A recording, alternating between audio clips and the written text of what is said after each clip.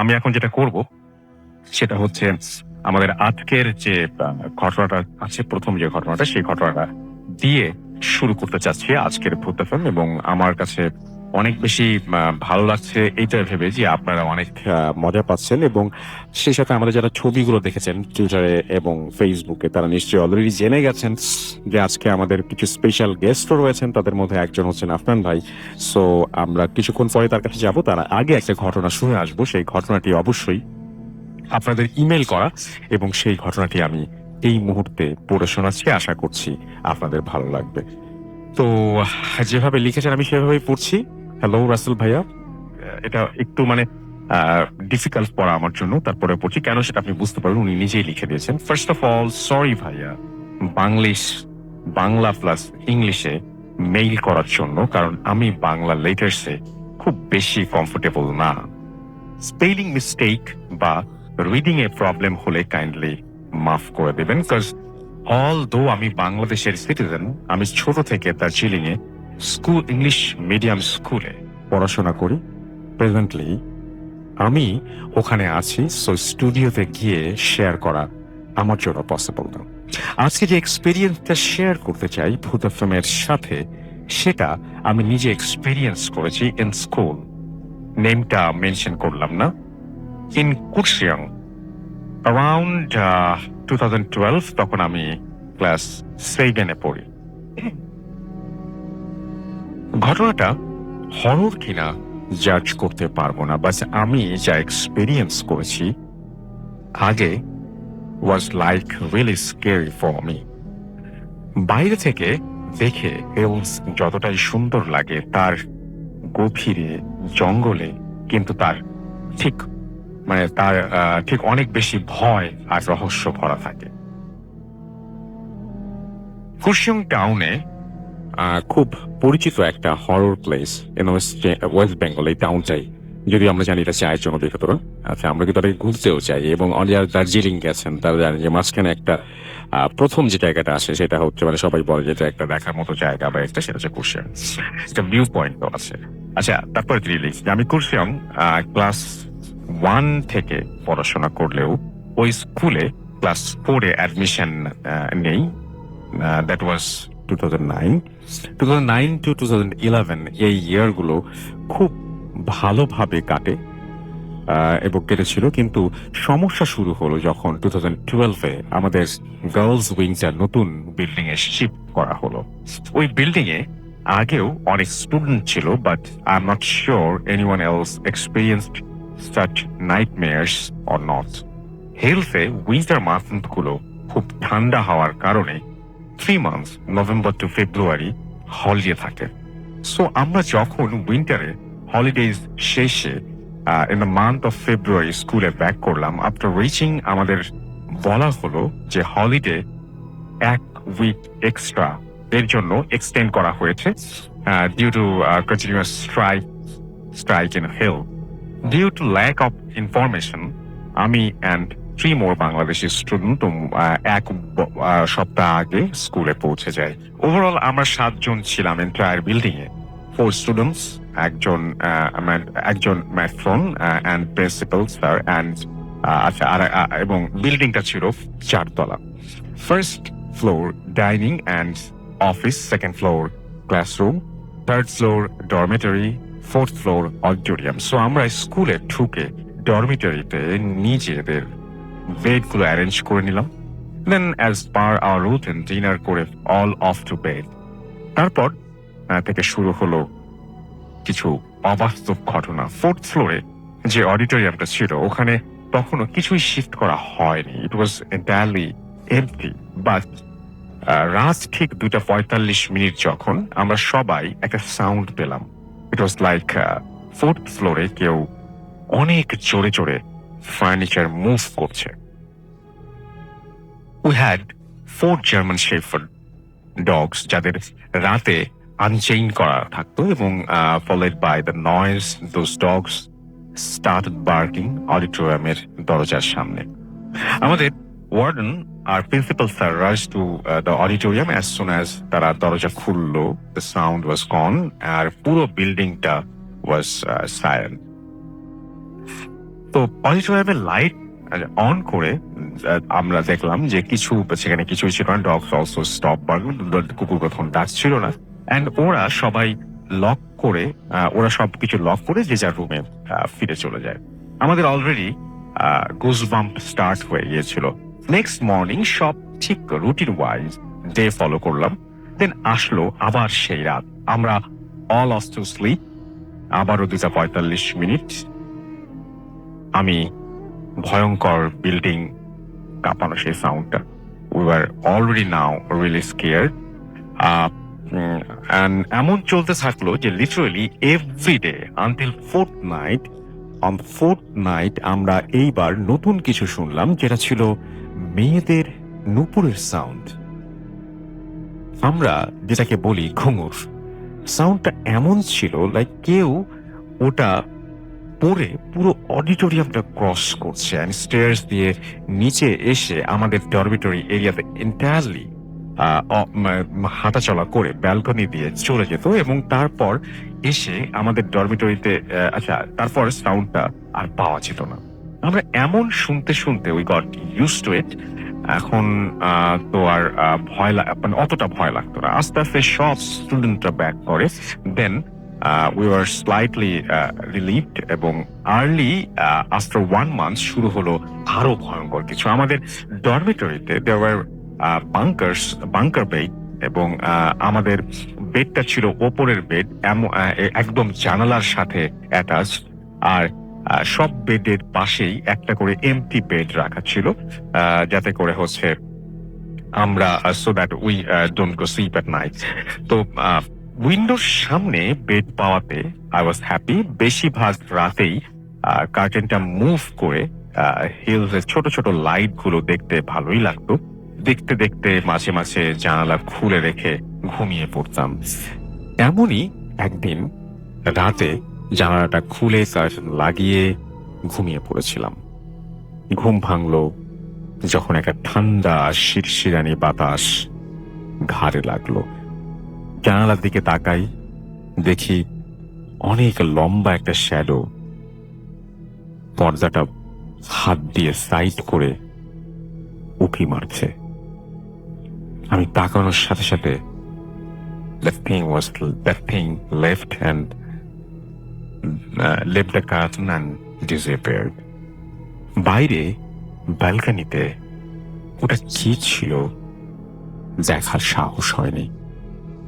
আমি আস্তে করে মাথাটা ব্ল্যাঙ্কেট দিয়ে ঢেকে ভগবানের নাম নেওয়া স্টার্ট করলাম।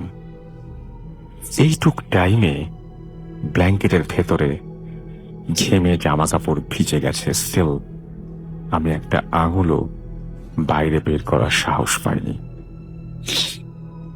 এইভাবে রাত কাটলো। পরদিন সকালে আমি অনেক ভাবলাম। দেন সবকিছু থেকে সিদ্ধান্ত নিলাম যে ওটা কোনো হিউম্যান হওয়া ইম্পসিবল, বিকজ বাংকার বেডের ওপরে বেডগুলো লিটারালি 8 to 9 ফিট উঁচু হয়, অ্যান্ড তার ওপর দিয়ে উকি মারার মতো মানুষ আমাদের স্কুলে কেউ নেই। Another important thing is no one has access to the balcony. I was terrified now. Next night ঠিক 2:45 ঘুম ভাঙলো। দেন ধীরে there was a series of sound, একটা না অনেকগুলো শব্দ হচ্ছিল যা প্রতিদিনই শুনতে পেতাম।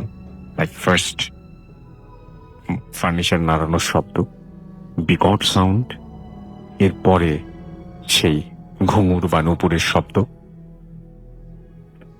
এবং সেই following the same path auditorium দিয়ে হেঁটে ব্যালকনিতে মিলিয়ে যাওয়া। এই অকারেন্সে ফিউ উইকস পর, কয়েক সপ্তাহ বাদে আবার এক রাতে 2:45 ঘুম ভাঙলো। Same series of noises, but এইবার ঘুঙরুর সাউন্ডটা স্টেয়ার্স দিয়ে এসে ডরমিটরির শেষ মাথায় গিয়ে মিলিয়ে গেল। ব্যালকনির দিক থেকে ওই সাউন্ড পাওয়া গেল না। দেন আমি আমার রেগুলার রাতের মতো সাউন্ডটা ফলো করে যখন শেষ হয়ে গেল, একটু ঘুমানোর ট্রাই করা স্টার্ট করলাম। But there was something more waiting for me that night. চোখটা একটু লেগে আসতে কুকুরের কান্নার সাউন্ড পেলাম, লাইক লিটারালি মনে হলো যে dogs war addressing to our building and crying. কিছুক্ষণ পরে there was pin drop silence and then happened something really একদম মানে অবিশ্বাস করার মতো, আনইম্যাজিনেবল।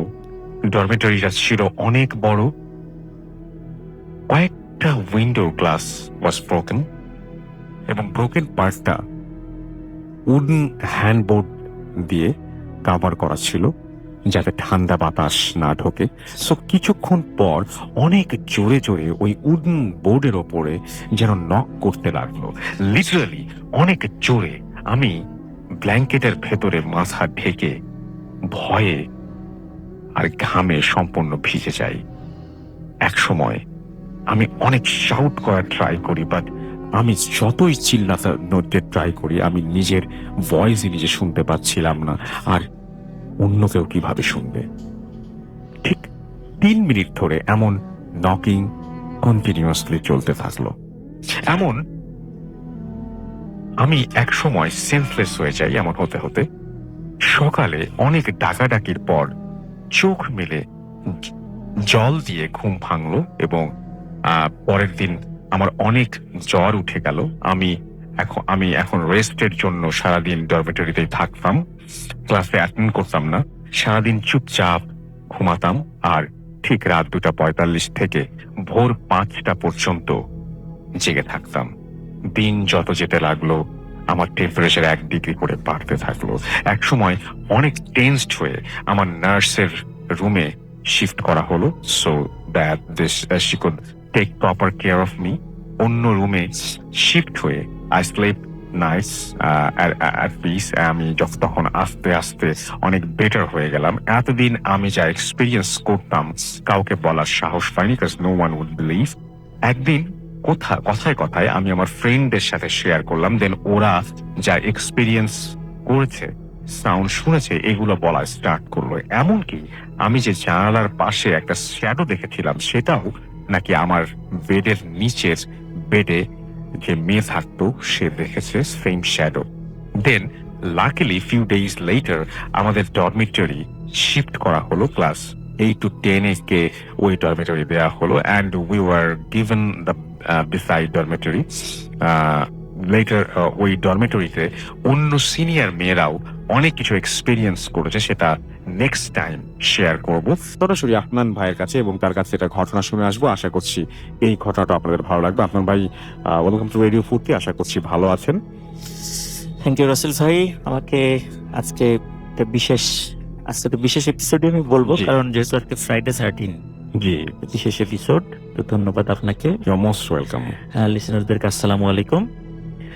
রাসেল ভাই, একটা কথা না বললেই না, আমি খুব মনোযোগ দিয়ে ওই ফ্রাইডে 13 এর কথাগুলো শুনছিলাম। জি, তো দেখা যাচ্ছে আমাদের কাছে ফ্রাইডে 13 সংক্রান্ত যে তথ্যগুলো আছে, তো যেমন আমি এটা নিয়ে যখন অ্যানালাইসিস করেছিলাম, আমি দেখেছিলাম যে বাইবেলের যেই ইসে যেটা আছে সেটা এটাকে হলো gospel of John. Gospel of জনে যিশু খ্রিস্টের এই যে দ্য লাস্ট সাপার, যেটা ইটালির মিলান শহরে আপনার 1490 সালে, যেটা লিওনার্দো দা ভিঞ্চির আঁকা যে ছবিটা, ইটালি মিলান শহরে এটা আছে আর কি, একটা দেয়াল চিত্র। তো ওখানে যে ছবিটা, ওখান থেকে তো এই ধারণাটা আসছে। তো মজার বিষয় হলো গসপেল অফ জনের 13 নং অধ্যায়ে কিন্তু এই বিষয়টা বলা ছিল। এটা একটা বিষয়। আর একটা বিষয় হচ্ছে এই যে কুসংস্কার যেটা প্রচলিত আছে, এখানে আমরা বলছি জুডাস 13 নাম্বার ছিল, কিন্তু গসপেল অফ জনে কিন্তু বলা আছে যে শুধু জুডাস না, ওখানে 13, 12 এবং 11 সেখানে জুডাস, পিটার এবং জন 3 জন ছিল। স্পেশালি 13টাকেই কিন্তু আসলে আমরা এমফাসিস দেওয়া হয়েছে। আর তাছাড়া আমরা যারা মুসলিম ধর্মাবলম্বী যারা, আমাদের কাছে কিন্তু ফ্রাইডেটা একটা কিন্তু খুব পবিত্র একটা দিন একদম, এবং আমাদের এই দিনটা কিন্তু হাদিসে আসছে যে আমরা ঈদের দিনের মতো, এদিন ভালো খাবার খাওয়া, ভালো পোশাক পরা আমাদের কাছে একটা আনন্দের দিন। সুতরাং আমরা আসলে এটাকে কখনোই করি না, তারপরও অনেকে এটা বিশ্বাস করে, ওয়েস্টার্ন এটা আসলে আমাদের কালচার নয় এবং আমরা এখানে বিশ্বাস করি না, এবং আমাদের এটা নিয়ে কোনো মাথা ব্যথা নাই। আমরা শুধুমাত্র যেটা করেছি সেটা হচ্ছে ফ্রাইডে 13 ব্যাপারটা নিয়ে পশ্চিমাদের যে ভাবনা বা যা কিছু, সেটা আমরা আমাদের লিসেনারদের সাথে আজকে শেয়ার করেছি। রাসেল ভাই, আমি সরাসরি ঘটনাতে চলে যাই। এই ঘটনাটি এটা আমার এক খালা আমাকে বলেছিলেন। ঘটনাটির স্থান হচ্ছে ফরিদপুরের নগরকান্দা এলাকাতে। তো যেই ফ্যামিলির সাথে ঘটেছিল তারা অত্যন্ত রক্ষণশীল এবং খুব ধার্মিক একটা ফ্যামিলি। তো ফরিদপুর নগরকান্দার যে জায়গাটাতে ঘটনাটা ঘটেছিল ওই জায়গায় একজন মানে বেশ তারা বেশ অবস্থাশালী ছিলেন। তো দেখা যাচ্ছে যে ওই পরিবারের একটা সন্তান ছিলেন, উনি আবার মাদ্রাসায় লেখাপড়া করেছিলেন। জি। তো উনি দেখা যাচ্ছে যে যেহেতু অত্র এলাকায় নিজেদের অনেক জায়গা জমি ছিল এবং ভালো প্রভাব প্রতিপত্তি তাদের ছিল, তো উনি নিজের জায়গা জমি দেখাশোনা করতেন আর ওনাদের নিজস্ব একটা মসজিদ তৈরি করেছিলেন, ওই মসজিদে উনি ইমামতি করতেন। তো যেহেতু উনি পরিণত বয়সে চলে গিয়েছিলেন এই জন্য পরিবার থেকে ওনাকে একটা ধার্মিক পথেজগার মহিলা থেকে তার সাথে বিবাহ বন্ধনে আবদ্ধ করানো হয়। তো বিয়ের পর থেকে রাসেল ভাই ঘটনাটা শুরু হয় আর কি। তো ঘটনাটি মানে তার ওয়াইফের সাথে ঘটতে থাকে। জি। তো তার ওয়াইফ এর সাথে উনি যখন প্রথম বাসর রাত্রে ওনার যখন একই খাটে শুয়েছেন, তো ওনার ওয়াইফ হঠাৎ করে লক্ষ্য করলেন যে ওনার হাজবেন্ড কোনো কথা ছাড়াই হঠাৎ করে শুয়ে পড়লেন এবং শোয়ার সাথে সাথে উনি ঘুমিয়ে পড়েছেন। তো এটা ওনার কাছে খুব অদ্ভুত ব্যাপার লাগলো যে বিয়ের আগে তো তার সাথে আমার ওইভাবে দেখাও হয় নাই, কথাও হয় নাই, তো উনি কোনো কথাবার্তা না বলেই হঠাৎ করে শুয়ে পড়লেন। উনি মনে একটু কষ্ট পেলেন আর কি। তো যাই হোক, উনিও পাশে শুয়ে পড়লেন। শোয়ার 3 থেকে 4 মিনিটের মাথায় ওয়াইফ হঠাৎ ওনার পিছে খুব জোরে একটা আঘাত অনুভূত হলো আর কি, এবং ওই আঘাতে উনি বিছানা থেকে ঠাস করে নিচে পড়ে যায়। আচ্ছা। এবং উনি দেখেন যে বিছানায় তার হাজবেন্ড ছাড়া আর কেউ নাই। তাহলে তাকে আঘাতটা করলোটাকে। তখন উনি চিন্তা করেন তার হাজবেন্ড তার সাথে কথা না বলেই শুয়ে পড়েছে, হয়তোবা তাকে তার পছন্দ না, জি। এরকম অনেক অসংখ্য চিন্তা তার মাথায় চলে আসতে থাকে এবং সে চিন্তা করে তার হাজবেন্ড তাকে ধাক্কা দিয়ে ফেলে দিয়েছে। কিন্তু উনি ভালো করে খেয়াল করেন তার হাজবেন্ড ঘুমাচ্ছেন। আসলে শিশু ঘুমাচ্ছে নাকি অভিনয় করছে এটা দেখার জন্য একটু পরীক্ষা করেন, দেখেন যে না সে আসলেই ঘুমাচ্ছে। উনি তাহলে চিন্তা করেন যে তাহলে আমাকে ধাক্কাটা কে দিল। তো উনি অনেক 7-5 ভেবে পরবর্তীতে ঘুমায় পড়েন। সারা রাস্তায় আর কোনো ঘটনা ওনার সাথে আর ঘটেনি। পরের দিন ওনার হাজবেন্ডকে এই বিষয়ে কিছু বলেনও নাই। দেখেন ওনার হাজবেন্ড একদম স্বাভাবিকভাবে তার সাথে কথা বলছেন। তো উনি বিষয়টা গোপন করেন যে উনি আর এই বিষয়টা আর ওনার হাজবেন্ডকেও বলেন নাই বা ওর বাসার অন্য কোনো সদস্যদেরকেও বলেন নাই যে জন্য ঘটনা ঘটেছে। পরের দিন একটা ঘটনা ঘটে। এর পরের দিনই যে ওনার হাজবেন্ডের পাশে উনি ঘুমিয়ে আছেন। তো ওনার হাজবেন্ড যেই পাশে আছেন আর কি ওনার পাশে, ঠিক তার অপোজিট পাশ থেকে একটি শক্ত হাত ওনার শরীরের উপর এসে পড়ে। তো উনি চোখ বন্ধ করে শুয়েছিলেন। তো ওনার হঠাৎ করে এরকম শক্ত হাত ওনার শরীরে আসার পরে স্বাভাবিকভাবে নিচে চোখ খোলেন। আসলে ভাই ওই সময় ওই এলাকায় কারেন্ট ছিল না, ইলেকট্রিসিটি ছিল না। ওনারা যেটা করতেন সেটা হলো হারিকেনের আলোটা অনেক কম করে দিয়ে তারপরে ঘুমাতেন আর কি। আচ্ছা। হালকা আলো থাকতো ঘরে, এরকম আর কি। তো উনি চোখ খুলে যতটুকু হালকা আলো দেখতে পেলেন ওনার হাজবেন্ড ওনার পাশে শুয়ে আছে, কিন্তু তার দুটো হাতই তার সাথে আছে, ওয়াইফের গায়ে উনি হাত দেন নাই। এই হাতটা কোথা থেকে আসলো? উনি এই চিন্তা করে একটু ভয়ে ভয়ে ওনার পেছন ফিরে তাকিয়েছেন। পেছন ফিরে তাকানোর সাথে সাথে রাসেল ভাই উনি অতটুকু অন্ধকারের মধ্যে যতটুকু আলো আছে ঘরের মধ্যে, ততটুকু আলোর মধ্যে কালো কুচকুচে এবং খুব মোটা টাইপের কিন্তু ছোট আকৃতির কিছু একটা দেখতে পান উনি। চোখগুলো জল জল করছিল, যে বিড়াল বা কুকুরের রাত্রেবেলা যেভাবে চোখ জল জল করে, এটা দেখে উনি প্রচন্ড জোরে একটা চিৎকার দেন। তো চিৎকার দেওয়ার সাথে সাথে আশেপাশ থেকে লোকজন চলে আসে। তার পাশের যেই শ্বশুর শাশুড়ি যে পাশে ছিল বা অন্যরা যারা আছে তারা চলে আসে দরজা ধাক্কায়। তো অদ্ভুত ব্যাপার রাসেল ভাই ওনার হাজবেন্ডের কিন্তু ঘুম ভাঙছিল না, উনি ঘুমাচ্ছেন। পরে ওনার ওয়াইফ উঠে দরজা যখন খুলে দেওয়ার পর তার হাজবেন্ডকে ডেকে তোলা হয়। তখন সব ঘটনা বলা হয়। তখন সবাই বলে যে না এরকম তো হওয়ার কথা না, তোমার মনের ভুল। যখন ওই যে বিয়ের প্রথম রাত্রে যে বিষয়টা ঘটেছিল তখন সবাইকে বলেন, তখন ওনার হাজবেন্ড বলে না তো আমি এই ধরনের কোনো কাজ করি নাই, এটা আমি কেন করব, এরকম সে বলতে থাকে। তখন সবাই তাকেই দোষারোপ করে, তোমার একটা মনের ভুল, দুঃস্বপ্ন দেখেছো, নতুন বাড়িতে এসেছো বিয়ের পরে, হয়তো এরকম মনের ভুল হচ্ছে, টেনশন করতেছো, যাদের বাড়িতে রেখে আসছো তাদের জন্য একটু মন খারাপ লাগছে, এরকম অনেকের কথা বলে থাকে, একটা বুঝ দেয়। 3 দিনের দিন রাসেল ভাই আর একটা ঘটনা ঘটে। আচ্ছা। সেটা হলো যেহেতু আমরা জানি যে গ্রামের ওয়াশরুম গুলো একটু বাসার থেকে একটু সাইডে হয় আর কি, এটা তো আমরা সবাই জানি। তো উনি রাতের বেলা ওয়াশরুমে যাওয়ার জন্য উঠেছেন, কিন্তু হাজবেন্ডকে অনেক ডাকাডাকি করছেন। অদ্ভুত ব্যাপার, তার ঘুমই ভাঙে না। মানে তার খুব অবাক লাগে যে উনি শোয়ার সাথে সাথে ঘুমায় পড়েন এবং তাকে ডাকলেও উনি উঠতে পারেন না। মানে এটা কেমন ঘুম? তো উনি কিন্তু বাড়ির অন্য সদস্যদেরকে জিজ্ঞেস করেছেন উনি কি আগের থেকে এইভাবে ঘুমান কিনা। তখন সবাই বলে না, তো তার ঘুম তো এরকম না, তার ঘুম তো পাতলা, সে ফজরের নামাজ পড়ায়, সে ওঠে, ঘুম তো পাতলা। তো এরকম হচ্ছে কেন? আর আসলে বিয়ের পর থেকে যে সমস্যা হচ্ছিল ওনার এই গভীর ঘুমের কারণে উনি কিন্তু এই নামাজ পড়াতেও মানে ব্যাহত হচ্ছিল। এই সময়টা উনি ঠিকঠাক মতো উঠতে পারতেন না। এটা উনি নিজেও খুব অবাক হচ্ছিলেন যে আমার হঠাৎ করে বিয়ের পরে ঘুমটা বেড়ে গেল কেন। এটা উনি নিজেও খুব অবাক হচ্ছিলেন, কিন্তু এর কোনো সমস্যার সমাধান উনি খুঁজে পাচ্ছিলেন না। তো যাই হোক রাসেল ভাই, থার্ড ডেতে যখন উনি ওয়াশরুমে যাবেন তখন ওনার হাজবেন্ডকে খুব ডাকাডাকি করেন। তখন যখন উঠলো না তখন উনি হাতে হারিকেনটা নিয়ে বাসার দরজাটা খুলে মানে উঠান মানে বাড়ির যে বারান্দাটাতে, বারান্দা থেকে একটু নিচে নামলেন। নামার সময় ওনার মনে হলো ওনার মুখের সামনে, ধরেন যে আমরা যদি একটা কাপড় মানে পাতলা কাপড় যদি সামনে ঝুলিয়ে রাখি, যদি পাতলা কাপড়টার সামনে দিয়ে মানে পার হয়ে চলে যাই, এটা যদি আমাদের মুখের সাথে ছোঁয়া লাগে, ঠিক যেমন মনে হয়। তো উনি যখন বাসার বারান্দা থেকে নিচে নেমেছেন তখন মনে হলো খুব পাতলা কিছু একটা চুলের মতো বা কিছু এরকম নরম কিছু উনি পার হয়ে চলে গেলেন। তখন উনি যেতে যেতে হঠাৎ করে চিন্তা করলেন যে কি ব্যাপার, আমি তো রাত্রে ঘুমানোর আগে বারান্দায় যে সমস্ত কাপড়গুলো রেখে দিয়েছিলাম শুকানোর জন্য সেগুলো আমি ঘরে নিয়ে গেছি। তো কোন কাপড়টা রেখে গেলাম আবার ভুল করে, দেখি তো একটু তাকিয়ে। তুমি আসলে ঘুরে তাকান যে আসলে ওখানে কোন কাপড়টা ছিল। উনি আসলে ঘুরে তাকানোর সাথে সাথে উনি দেখেন যে একটা লোক ঠিক বাদুর যেভাবে মাথা নিচের দিকে পা উপরের দিক দিয়ে ঝুলে থাকে, ঠিক ওরকম ভাবে একটা কালো মোটা এবং বেটে টাইপের একটা লোক পা উপরে এবং মাথা নিচের দিক দিয়ে ঝুলছে, এবং তার মাথার চুলগুলো একটু বড়, যেগুলো এরকম নিচে মানে ঝুলেছিল। এবং উনি যখন মানে পার হচ্ছিলেন তখন চুলটা পার হয়ে আসছে। তো যখনই রাসেল ভাই দৃশ্যটা দেখেন সাথে সাথে উনি চিৎকার দিয়ে সেন্সলেস হয়ে পড়ে যান।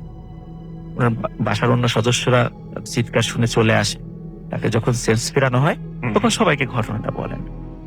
তখন রাসেল ভাই যেহেতু বেশ কয়েকটা এরকম ঘটনা ঘটছিল, তখন ওনার হাজবেন্ড, যে উনিও তো মসজিদের ইমাম সাহেব, উনিও টুকিটাকি তদবিরের কাজ করতেন।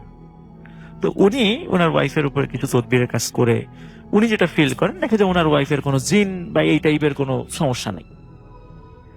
তখন উনি যখন ওনার পরিবারের সদস্যদেরকে বলেন যে না, আমি তো আমার ওয়াইফের কোনো জিন বা এই টাইপের কোনো সমস্যা দেখলাম না, তখন বাড়ির প্রত্যেক সদস্য বলেন যে এনার মাথায় কোনো সমস্যা আছে, তাহলে উনি মেন্টালি হয়তো সিক, তার ওয়াইফ, এরকম সবাই বলতে থাকেন।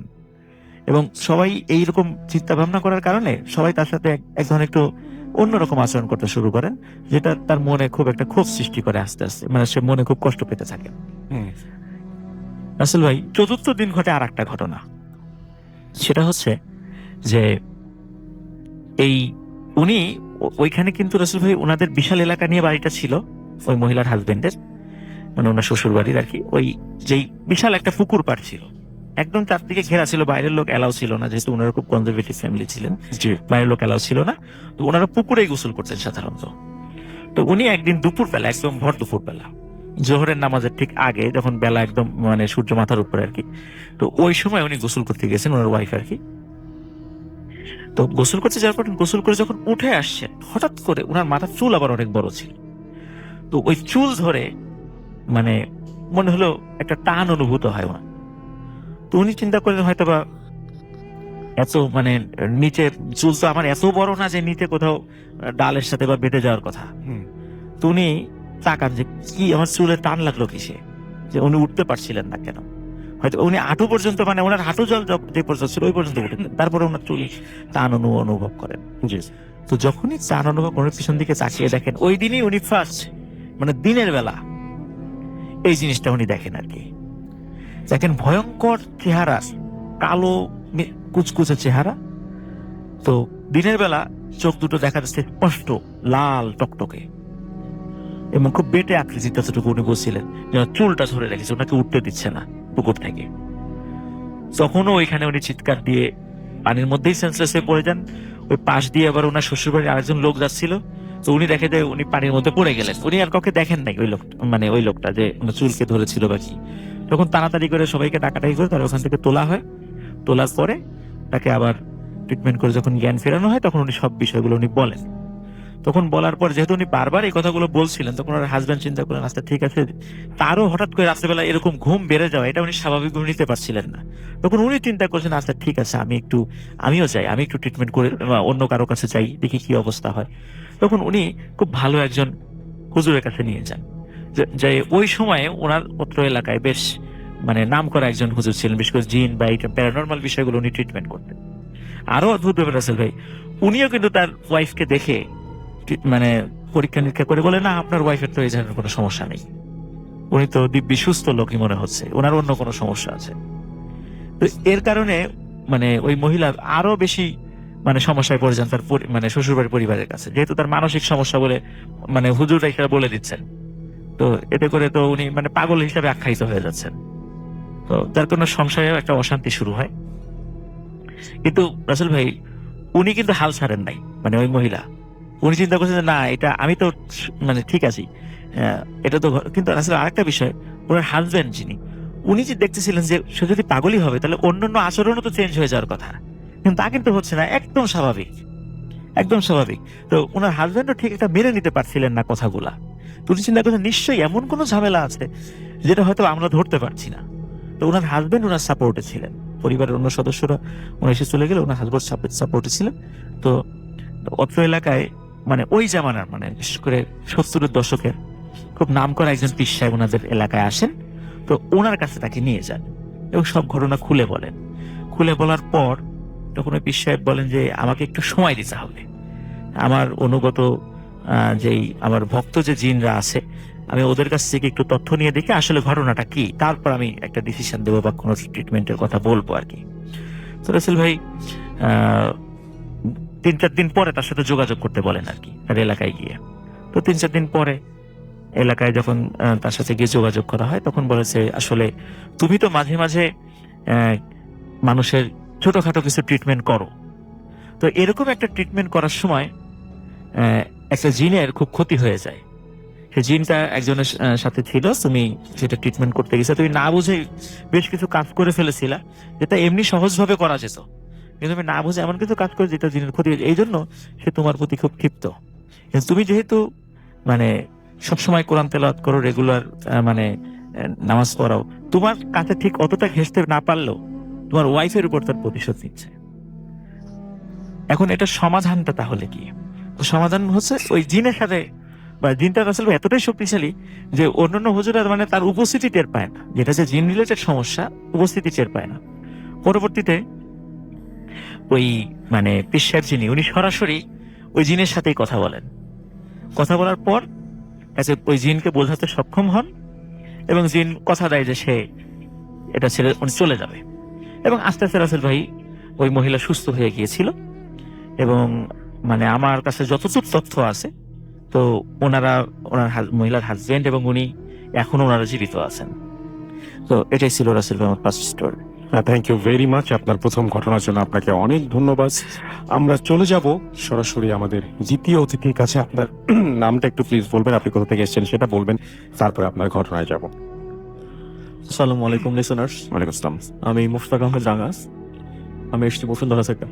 রাসেল ভাই, আমি আজকে যে স্টোরিটা শেয়ার করতে যাচ্ছি এটা আমার অঞ্চলের একটা স্টোরি। তো আমার অঞ্চলটা হচ্ছে পাবনা জেলার ভাঙ্গুড়া থানার কানমরিচ ইউনিয়ন। তো এটা প্রত্যন্ত চলনবিল অঞ্চলের একটা জি। স্টোরি। আমার যে আমার গ্রামের নাম গোবিন্দপুর। আমার গ্রামের একদম দক্ষিণ পাশে একটা ভিটা আছে রাসেল ভাই। ওই ভিটা কেন্দ্রিক ঘটনাটা। জি ভিটাটার নাম হচ্ছে হাড়িপাড়া ভিটা। আমি একটু বর্ণনা দিয়ে নিচ্ছি যে হাড়িপাড়া ভিটার নামটা কেন হলো। জি এটা ইন 1971 এর আগে ওই হাড়িপাড়া ভিটায় হিন্দু সম্প্রদায়ের লোক বাস করতো, যারা কুমার হাড়ি পাতিল ইত্যাদি বানাতো আর কি। তো যে কারণে ওই সময় থেকেই ভিটার নাম হচ্ছে হাড়িপাড়া ভিটা। জি তো 1971 সালে আমাদের মুক্তিযুদ্ধ চলাকালীন সময়ে পাক হানাদার বাহিনী ওই হাড়িপাড়া ভিটার যে হিন্দু সম্প্রদায় ছিল তাদের বাড়িঘর আগুনে জ্বালে পুড়িয়ে দেয়। এবং যারা ছিল আর কি মানুষ, তাদেরকে গুলি করে হত্যা করা হয় নির্বিচারে। তো সেই সময় থেকে এখন পর্যন্ত রাসেল ভাই ভিটাটা সম্পূর্ণ জনশূন্য, জি। একদম খালি পড়ে আছে। তো এখন ওই ভিটায় 3টা বড় বড় হিজল গাছ আছে রাসেল ভাই, এবং ভিটার পূর্ব সাইডে একটা বড় তাল গাছ আছে। তো সেই জায়গা কেন্দ্রিক ঘটনাটা আর কি। তো আমার গ্রামেরই একজন ছেলে, নাম হচ্ছে কালু। তো কালুর সঙ্গে ঘটে যাওয়া ঘটনা, এটা 2001 বা 2 সালের দিকে ঘটনাটি ঘটে গেছে। জি। 2001 বা 2 সালের দিকে ঘটনাটি ঘটে গেছে। তো কালুর একটা বেস্ট ফ্রেন্ড ছিল, কালুর যে ফ্রেন্ড সে হচ্ছে বিশু, ঠিক আছে। তো তারা দুজনেই, তো ওই সময় 2001 বা 2 সালে ওই সময় তাদের বয়স ছিল 14-15 বয়স। তো তারা গ্রামে ডানপিটে ছেলে ছিল, অনেক দুষ্ট প্রকৃতির ছিল রাসেল ভাই। তো তারা যেটা সিদ্ধান্ত, মানে একটা সিদ্ধান্ত নেয়, ডিসিশন নেয় যে দুষ্ট প্রকৃতির কেমন, যে অমকের গাছের ফল পেরে খেত, ডাব পেরে খেত, আম পেরে খেত, ঠিক আছে, এরকম দুষ্ট প্রকৃতির। তো তারা সিদ্ধান্ত নিল যে ওই তাল গাছে তারা তাল পেরে খাবে একদিন, ঠিক আছে। তো এটা ছিল 2002 সালের ঘটনা। জ্যৈষ্ঠ কি আষাঢ় মাস, এই সময় রাসেল ভাই তালকুর পাওয়া যায়, ঠিক আছে। ওই সময়টাতে তালের যে আঁশটা, নরম আঁশটা, তালকুর। তো তো কালু তার বেস্ট ফ্রেন্ডকে বলে আর কি, বিশুকে, যে দেখ বিশু, আমরা আজকে রাতে তালকুর পারবো, মানে তাল পারবো। তো বিশু বলে ঠিক আছে, ওকে, আমি তোমার সাথে যাব, ঠিক আছে। তারা দুজন মিলে ডিসাইড করে আর কি। তো কালু বলে ঠিক আছে, তাহলে তুই আমাকে ডাক দিবি, রাত 11টা-12টার দিকে তুই আমাকে ডাক দিবি। তো বিশু বলে ওকে, ঠিক আছে। তো কালু ঘুমিয়ে যায়। তো রাত 11টা কি 12টা এই সময় বিশু গিয়ে কালুর বাড়িতে নক দেয় আর কি, যে কালু ওঠ, চল যাই, ঠিক আছে। তো কালু উঠে পড়ে, একটা টর্চ লাইট নেয় তারা দুজন, নিয়ে গ্রামের একদম দক্ষিণ সাইডে যে ভিটাটা আছে, হাঁড়িপাড়া ভিটা, এই ভিটার উপরে রাসেল ভাই চলে যায়। তারা দুজন একাকি, দুজন আর কি। তো জায়গাটা মানে গ্রাম থেকে একটু দূরে, তো যে জন্য একদম সম্পূর্ণ জনশূন্য এবং নির্জন একটা জায়গা, ঠিক আছে। আর গ্রামের রাত তো অনেক গভীর রাত, রাত 12টা-1টা, মানে অনেক গভীর রাত, সবাই ঘুমিয়ে পড়েছে রাসেল ভাই, এরকম একটা অবস্থা। তো ভিটার উপরে তারা দুজন যখন যায় রাসেল ভাই, তো কালু একটা ঘ্রাণ পায়, বাতাসের একটা ঘ্রাণ, এবং ঘ্রাণটা ছিল এরকম লাইক মাংস পোড়ালে যেরকম একটা ঘ্রাণ রাসেল ভাই, এরকম একটা ঘ্রাণ। তো কালু প্রথমে ভয় পায় আর কি, একটু সামান্য ভীত হয়, এবং বিশুকে বলে, দেখ বিশু, এটা কিসের ঘ্রাণ, ঘ্রাণটা তো ভালো মনে হচ্ছে না, দেখ আমার একটু ভয় ভয় লাগছে, আজকে আমি চলে যাই এখান থেকে, আমরা আজকে এই কাজটা করবো না, অন্য কোনো দিন করবো। তো বিশু বলে যে, বিশু তখন হেসে বলে, আরে না, কোনো সমস্যা নাই, তুই গাছে ওঠ, তাল পার, ঠিক আছে। তো কালু বিশুর কথায় সাহস পেয়ে সে গাছে উঠে যায়, ঠিক আছে। গাছে উঠে যায়, কাঁচা দিয়ে সে সুন্দর করে গাছে উঠে যায়। গাছে ওঠার পরে একদম তাল গাছের মাথায় উঠে যখন সে মুচকিয়ে মুচকিয়ে তাল পারছিল রাসেল ভাই, চালটা পেরেই সে যখন তার মুখের সামনে চালটা নিয়ে আসলো বিশুর কাছে দেবে, বিশু তো গাছের নিচে দাঁড়িয়ে আছে, ঠিক আছে। যখন সে তার মুখের কাছে নিয়ে আসলো তালটা, রাসেল ভাই দেখলো যে এটা কোনো তাল ছিল না, এটা এটা 3 থেকে 4 বছরের একজন শিশুর আকৃতির মাথা, এবং সেই মাথাটা রাসেল ভাই ওই কালুর দিকে তাকিয়ে মানে হাসি দিচ্ছিল রাসেল ভাই। এইটা কালু দেখে এটা সহ্য করতে পারে না, অনেক ভয় পায়, এবং শিশুটার চোখ জল করে চলছিল। সাথে সাথে কালু নিচে বিশুকে ডাকে, বিশু বিশু বিশু বিশু করে চিৎকার দেয়, কিন্তু নিচে তাকিয়ে দেখে, হালকা জ্যোৎস্নার রাত ছিল, নিচে তাকিয়ে দেখে রাসেল ভাই বিশু নাই, এবং সে একা একা তাল গাছে রাসেল ভাই। এবং এইটা দেখে সে মানে সাংঘাতিক ভাবে ভয় পায়। ভয় পেয়ে রাসেল ভাই বলে রাখি যে ওই তাল গাছের সামনে একটা পুকুর ছিল রাসেল ভাই, বিশাল একটা পুকুর। তো সে মানে খুব মানে ভয় পেয়ে রাসেল ভাই তাল গাছ থেকে পুকুরের মধ্যে পড়ে যায়, জি। ঠিক আছে। পুকুরের মধ্যে পড়ে যায়, পানির মধ্যে তলিয়ে যায়। তো সে যখন পানি থেকে উপরে উঠে আসে, তখন দেখে যে তার বন্ধু বিশু, যাকে তাল গাছের নিচে থাকার কথা কিন্তু তাল গাছের নিচে সে দেখে নাই, তার বন্ধু বিশু, সে গলা পানিতে, তার পুরো বডিটা পানির নিচে এবং মাথাটা শুধু পানির উপরে তার দিকে তাকিয়ে আছে, এবং একটা মুচকে হাসি দিয়ে বলছে, কিরে কালু। এইটা বলে রাসেল ভাই, তো বিশুর যে চোখ একদম জল করছিল, তো কালু তো ভয় পায়, এবং ভয় পেয়ে কালু বুঝতে পারে যে না, এখানে খারাপ কিছু ঘটতে যাচ্ছে, এবং অবভিয়াসলি খারাপ কিছু ঘটতে যাচ্ছে, তার কিছু হবে, এবং এইটা ভেবে সে রাসেল ভাই সে সাতটাতে থাকে, সাতটাতে পুকুরের পাড়ে চলে আসবে রাসেল ভাই। এমত অবস্থায় ওই যে অশরীরী আত্মা বা আমরা যাই বলি ওই যে ব্যক্তিটা আর কি বিশু, সে রাসেলের ঘাড় চেপে ধরে, মানে কালুর ঘাড় চেপে ধরে রাসেল ভাই। ঘাড় চেপে ধরে কালুকে আচ্ছা মতো পানির মধ্যে চুবায়, জোরে জোরে চুবাচ্ছে এবং কালু জোরে জোরে চিৎকার করছে, বাঁচান বাঁচান, কেউ আমাকে বাঁচান, ভাই কেউ আমাকে বাঁচান। ঠিক আছে, তুই পুকুর পাড়ে, পুকুরটা ছিল অনেক বড় একটা পুকুর যেখানে মাছ চাষ করা হতো রাসেল ভাই। তো নূর কাকা নামের এক আঙ্কেল ছিল আমাদের, এখন চাচা বলি আমরা। তো নূর কাকা ওই পুকুরে মাছ চাষ করছে এবং পুকুরের একদম পূর্ব সাইডে সে রাতে পুকুর পাহারা দিত। তার একটা ছোট ছই ছিল, ঠিক আছে, মাটির উপরে ছই, এবং ছইয়ের নিচে সে পাহারা দিত। সে নূর চাষা লক্ষ্য করলো যে পুকুরের মধ্যে কেউ একজন চুবানি খাচ্ছে, পুকুরের মধ্যে সাঁতার কাটলে যেরকম একটা শব্দ হয় এরকম, এবং বাঁচাও বাঁচাও করে জোরে জোরে চিৎকার করছে। তো নূর চাষা বিষয়টা নোটিস করে এবং সে তার হাতে থাকা যে লাইটটা, সে লাইটটা নিয়ে দৌড় দেয় পুকুর পাড়ে।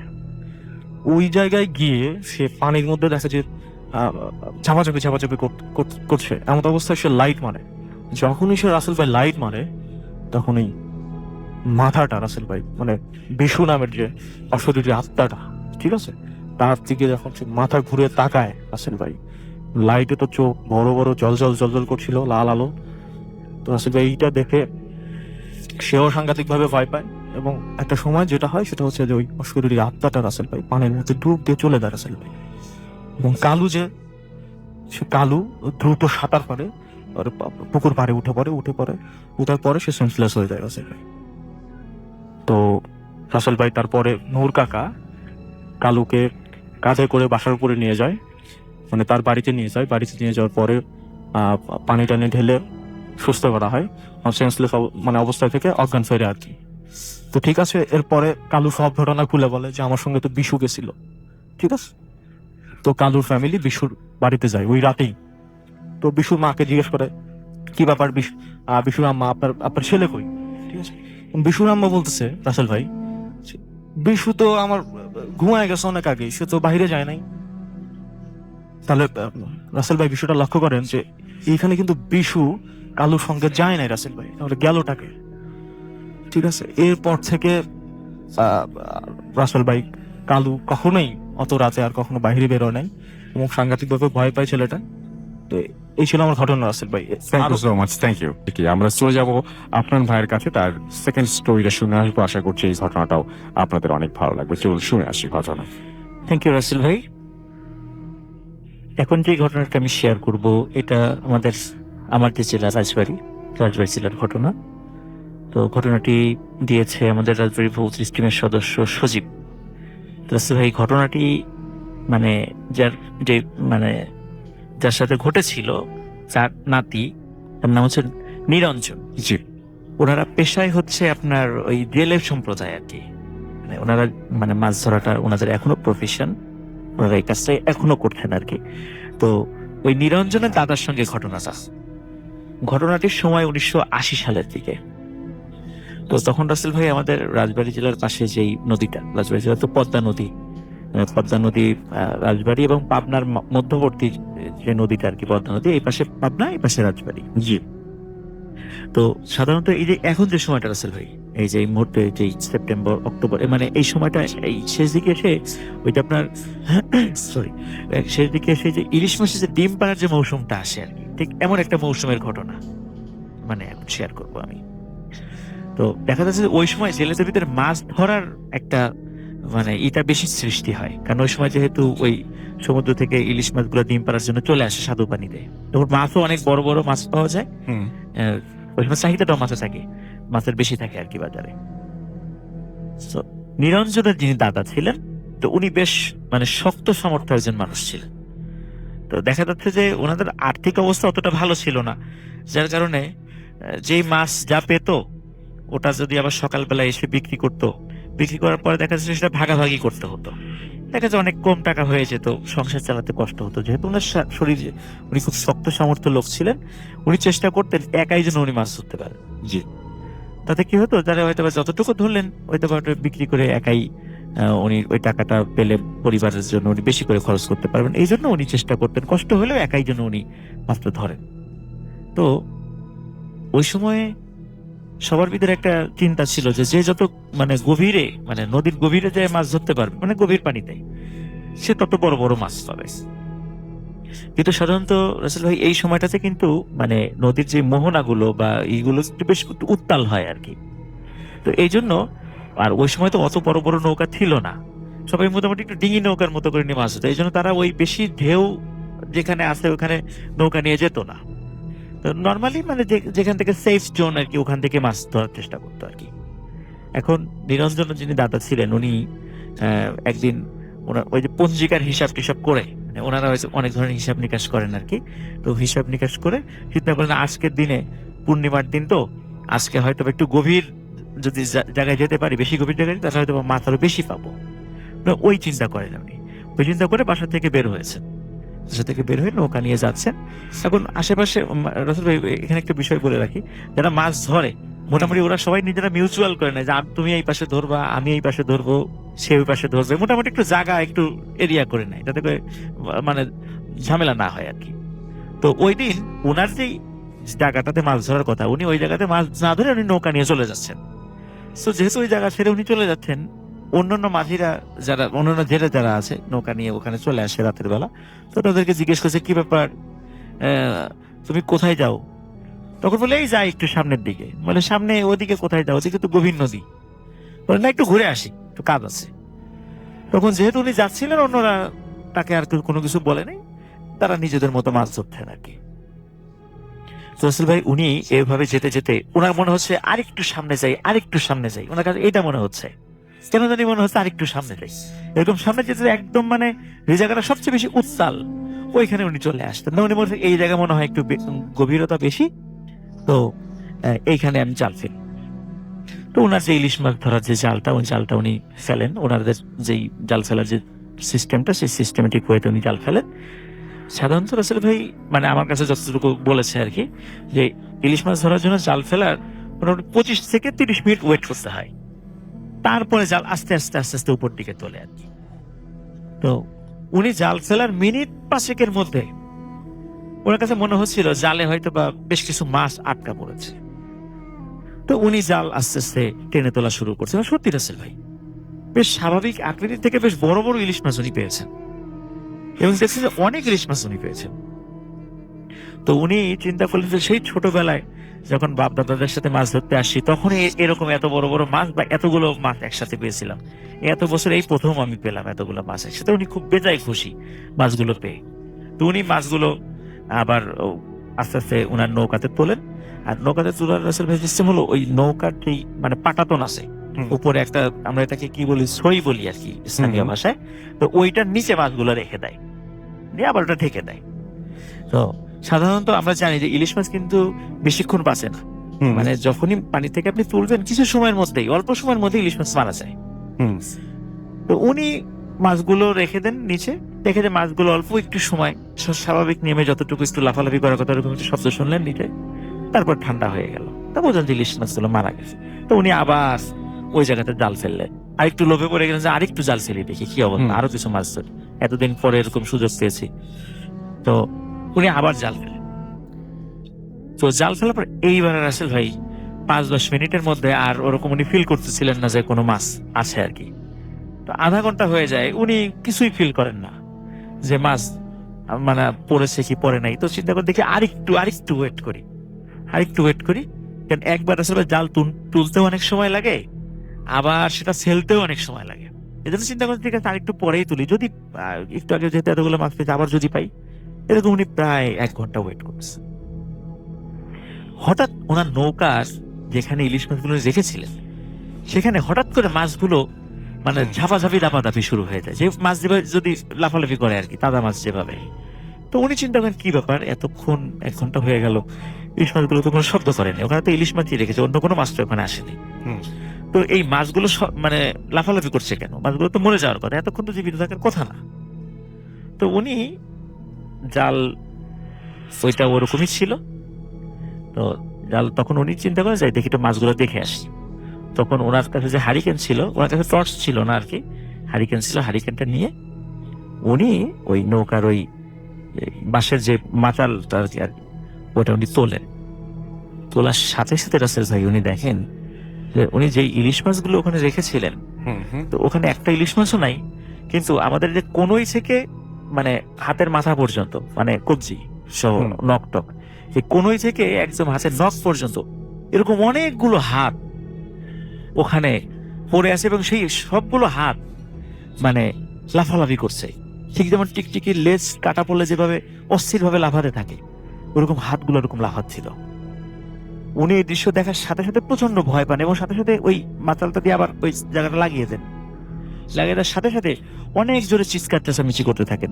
কিন্তু রাসেল ভাই উনি তো সবার থেকে অনেক দূরে চলে আসছেন, উনি অনেক দূরে দেখছিলেন যে নৌকার বাতিগুলো দেখা যাচ্ছে অনেক দূরে, কিন্তু অত দূর কিন্তু মানুষের স্বাভাবিক আওয়াজ পৌঁছায় না। হুম। আর নদীতে তো বাতাসের একটা শব্দ থাকে, হুম। সেখানে ওই সব মানে ওনার আওয়াজটা সেখানে পৌঁছাচ্ছিল না। এই জন্য অনেকক্ষণ চিন্তা করতে মানে মানে চিৎকার করছিলেন সাহায্যের জন্য। তো এরকম চিৎকার করতে করতে উনি নৌকার মধ্যে সেন্সলেস হয়ে পড়ে যান। তো নদীর ওই পাশে যেহেতু পাবনা, তো দেখা যাচ্ছে যে সকালবেলা যখন ওইখানকার যারা মাঝিরা তারা যখন নৌকা নিয়ে বের হয়েছে, তখন দেখে যে এরকম একটা নৌকা দূরে দেখা যায়। তখন ওনারা মনে করছে এমনিতেই হয়তো বা নৌকা আসছে, কিন্তু ওনারা যখন ওদের কাছে যাচ্ছে দেখে একটা লোক পড়ে আছে। তখন ওনারা ওটার কাছে যান, কাছে যাওয়ার পরে দেখে যে উনি ওইভাবে সেন্সলেস হয়ে পড়ে আছেন। তো যেহেতু রাসেল ভাই ওই জালের সাথে ওনার নৌকাটা বাঁধা ছিল, এই কারণে নৌকাটা ওই স্রোতের টানে বেশি দূর যায় নাই আর কি, ওইটা কিনারে চলে আসছিল। ওনার সৌভাগ্য, উনি একটু ভাগ্যবান ছিলেন, এই জন্য মাঝ নদীতে বা অন্য নৌকাটা না ডুবে মানে একদম কিনারে চলে গেছিল, যার কারণে কিছু লোক কর্তৃক মানে ওনা উদ্ধার হন আর কি উনি। তো ওনাকে সেবা শুশ্রূষা করে তারা সুস্থ করেন, তারপর তার আত্মীয় স্বজনদের কাছে খবর দেন, আত্মীয় স্বজনরা এসে তাকে নিয়ে যায় বাসায়। তো রাসেল ভাই ঘটনা কিন্তু এখানেই শেষ না। হুম। তো আত্মীয় স্বজনদের কাছে উনি নিকট আত্মীয় স্বজনদের কাছে বলেন যে এই এই ঘটনা ঘটেছে। কিন্তু আসলে হয় কি রাসেল ভাই, যে আমরা একটা কথা বললে কিন্তু আশেপাশে কিন্তু সেটা আরো ভিন্ন মাত্রায় অনেক সময় সেটা প্রকাশিত হয়ে যায়। তো উনি যে ভয় পেয়েছেন এটা আসলে উনি কাউকে বলেন নাই, কারণ উনি বেশ শক্ত সামর্থ্য লোক, তো উনি ভয় পেয়েছেন এটা বললে পরে এলাকার তার অন্য মাঝিরা বা অন্য লোকেরা তাকে একটু হাসি তামাশা করবে, এই জন্য বলেন নাই। কিন্তু ওই যে মাছ পেয়েছিলেন বড় বড়, এই কথাগুলো তো আত্মীয় স্বজনের কাছে বলেছিলেন। হুম। এই কথাটাই চাউর হয়ে যায় যে মাঝ নদীতে এরকম বড় বড় মাছ পাওয়া যাচ্ছে। তখন আসলে ওই জেলেরা কিন্তু এই যখনই এই খবরটা শোনে, জেলেরা চেষ্টা করতেছিল উনি ঠিক যেখানে গিয়েছিলেন ওই রকম কাছাকাছি জায়গায় মাছ ধরতে, যেখানে স্রোত বেশি, পদ্মার ওই জায়গাটাতে ধাওয়াপাড়ার কাছে, হুম। এটা রাজবাড়ী ধাওয়াপাড়া এলাকার কাছে ঘটনা আর কি, ওইখানে যাওয়ার জন্য ওনারা চেষ্টা করছিলেন। তো তখনই রাসেল ভাই বাজে হলো বিপত্তি।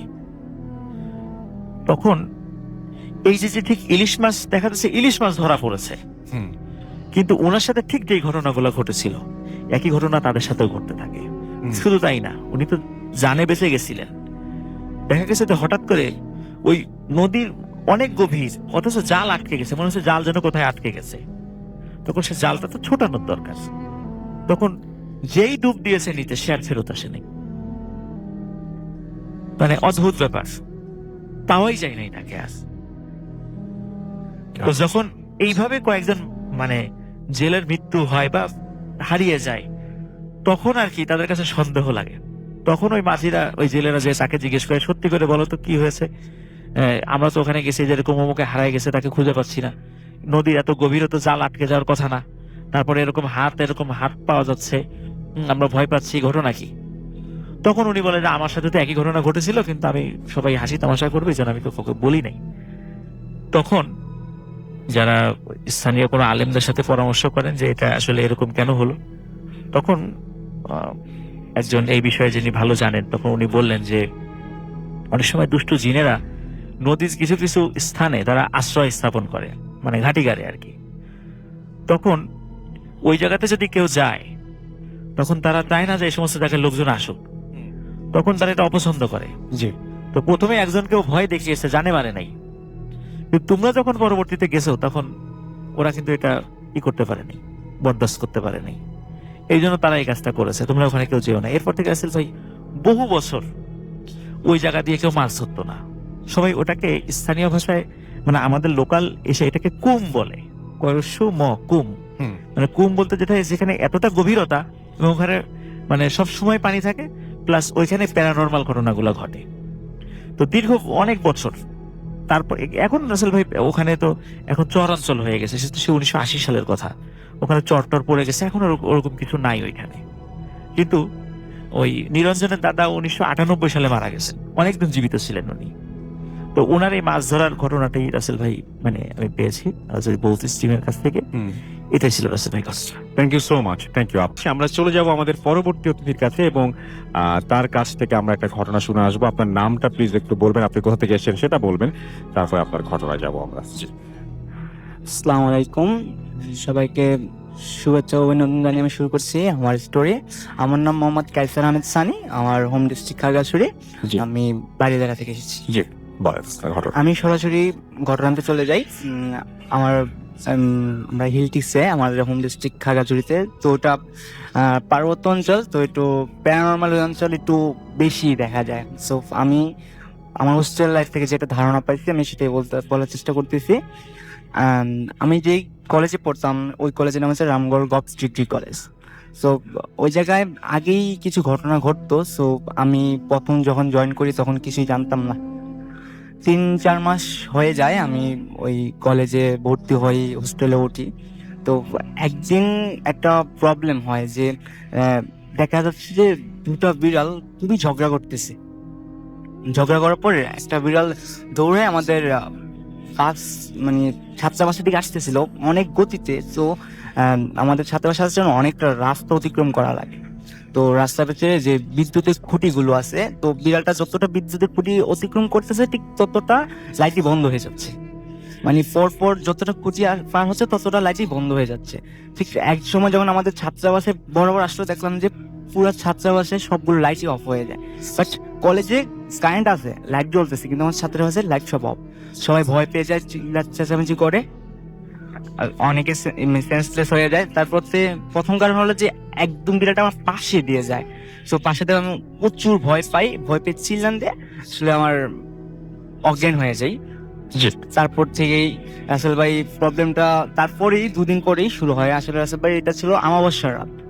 আর যেটা আমি বলে রাখতে চাচ্ছি যে আমাদের কলেজের সিস্টেমটা ছিল, ছাত্রাবাস ছিল, ওটা পুরাতন কলেজ ছিল। ওই কলেজটা পরবর্তীতে ছাত্রাবাস করা হয়, মানে হোস্টেল করা ছেলেদের।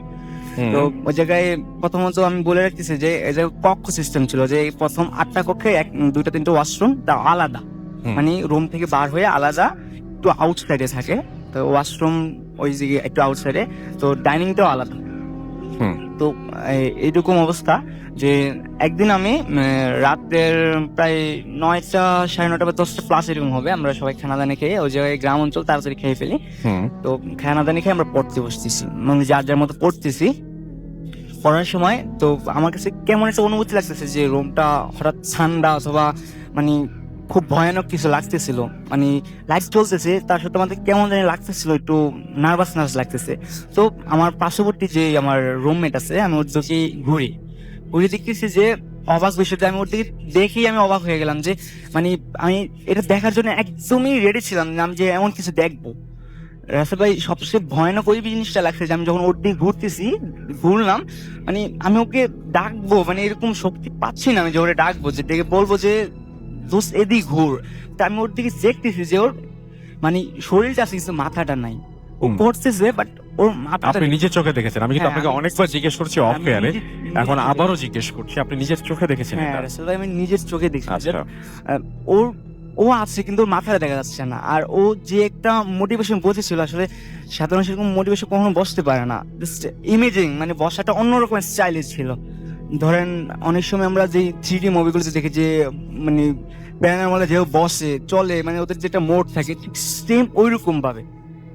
আর ও পরের টেবিলের দিকে তাকাইছিল। তো আমি ওই প্রথম একটা ডাক দিয়েছি শুনে নাই, 2টা ডাক দিয়েছি শুনে নাই, 3টা ডাক আমি মানে অনেক জোরে চিল্লান দিয়ে আমি সেন্সলেস হয়ে গেছি।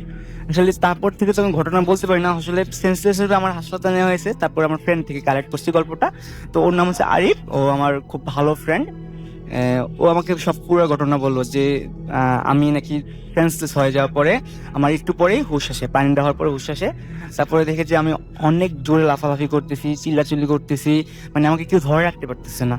2-3 জন ধরে চেষ্টা করতেছে, মানে সিনিয়র ভাই ছিল, ওরা আমাকে ধরে রাখার চেষ্টা করতে, আমার ধরতেই পারতেছে না। 8-9 জনকে, মানে 8-9 জন আমার সাথে পারতেছে না, মানে আমার খুবই শক্তি চলে আসছে। আর তখন আমি একটু মানে চিকন চাকন ছিলাম, বাট ওরা অনেক শক্তিশালী ছিল, ওরা আমার সাথে পারতেছে না। তো এই অবস্থা দেখে মানে অনেকে ভয় পেয়ে যায়, তবুও বড় ভাইরা বলে যে না, এরকম তো রাখা যাবে না, আর হসপিটাল নিয়ে যাওয়া দরকার, খুবই ইমার্জেন্সি। তো ওই জায়গায় সবাই মিলে আমার হসপিটাল নিয়ে যায়। তো আমাদের হসপিটালটা ছিল কলেজ থেকে একটু দূরে, আর সবচেয়ে বড় বিষয় যেটা, আমাদের কলেজটা ছিল ভুতুরে, মানে ধরেন গাছপালা ছিল, কলেজের এরিয়াটা বিশাল বড় ছিল রাসেল ভাই। মানে এত বড় এরিয়ার কলেজ আমার লাইফ টাইমে কখনো দেখি নাই। বিশাল বড় কলেজ ছিল, তার ভিতরে টিচারদের আলাদা ছিল, প্লট ছিল, টিচার আলাদা থাকতো, স্টুডেন্ট আলাদা থাকতো। তো আমাদের সামনে দিয়ে, মানে আমাদের ছাত্রাবাসের সামনে দিয়ে রোডটা ছিল। তো আমাদের ছাত্রাবাসের ঠিক সামনে ছিল একটা পুকুর।